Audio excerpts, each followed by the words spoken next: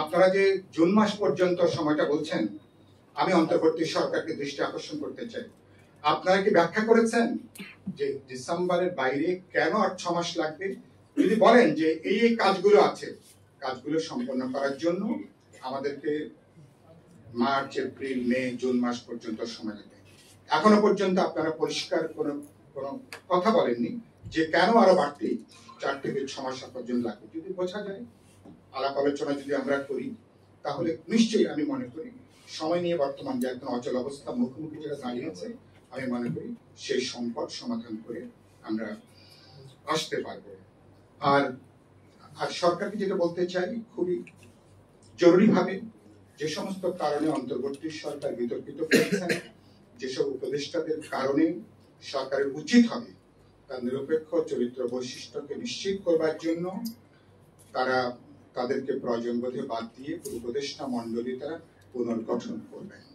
কারণ এই উপদেষ্টা মণ্ডলী নিয়ে আগামী নির্বাচন যাওয়া যাবে কিনা, এটা নিয়ে অনেকের মধ্যে গুরুতর প্রশ্ন আছে, সংশয় আছে, কারো কারো গুরুতর আপত্তি আছে।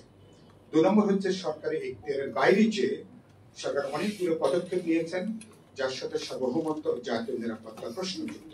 আমরা সরকারকে বলেছি মেহরবানি করে এনাফ ইজ এনাফ, এগুলো এখন স্থগিত করেন, বন্ধ করেন, পরবর্তী নির্বাচিত সরকারের জন্য নির্বাচিত পার্লামেন্ট হিসেবে আলাপ আলোচনা করবেন, তারপরে কথা বলবেন।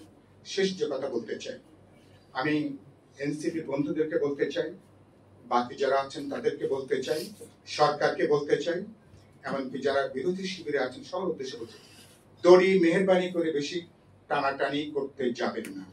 দড়ি বেশি টানাটানি করতে গেলে দড়ি প্রায়শই কিন্তু ছিঁড়ে যাবার ঝুঁকি থাকে। তাহলে যেটুকু অর্জন আমাদের আছে, যে অর্জন ইতিমধ্যে অনেকখানি মেঘে কিন্তু আমাদেরকে ঢেকে দিয়েছে, সুতরাং আমরা সেই জায়গা থেকে আমরা বেরিয়ে আসতে চাই এবং সরকারকে বলতে চাই, ওই যে অনেক কথা যাও যে বলে কোনো কথা না বলে। তো আপনি পরিষ্কার করে বলেন আপনার, আমি আগে বলেছি মনের মধ্যে কি কথা আছে, আসলে কি করতে চান। সুতরাং আমরা যদি পরিষ্কার করে কথা বলেন, আমরা তো সমালোচনা করব, কিন্তু তাহলে বোঝা যাবে আপনার মনের ভিতরে কি আছে। আমরা আলাপ আলোচনা করি, এটা এমন কোনো বিরাট কোনো সংকট না যে সংকট আমরা মোকাবেলা করতে পারবো না।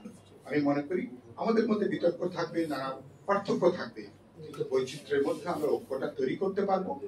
যেই সূচনাটা শুরু হয়েছে, আমরা আজকে সালাম ভাইয়ের এই স্মরণ সভার মধ্য দিয়ে আমি বলতে চাই, চলেন আমাদের অতি বুদ্ধির পরিচিত অতি চালাকি করতে যে, কাউকে বিপদে ফেলতে যে, নিজেরা আবার গর্তের মধ্যে না পড়ি। পুরোনো কথা, যখন আপনি একটা গর্ত করেন আরেক জন্য, তো মুরব্বীরা বলেন পাশে আরেকটা গর্ত আপনি আপনার জন্য আপনি কিন্তু বানিয়ে রাখবেন। তো মেহরবানি করে অতি বুদ্ধি অতি চালাক হওয়ার দরকার।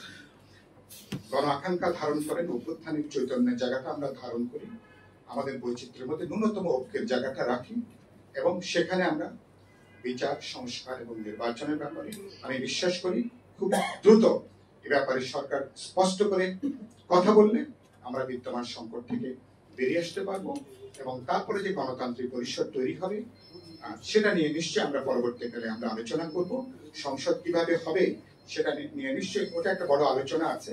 আমি বিশ্বাস করি সেটাও আমরা পরিস্থিতি বিবেচনায় আলাপ আলোচনা করি, সে ব্যাপারে আমরা একটা সমাধানের জায়গায় আমরা আসতে পারবো।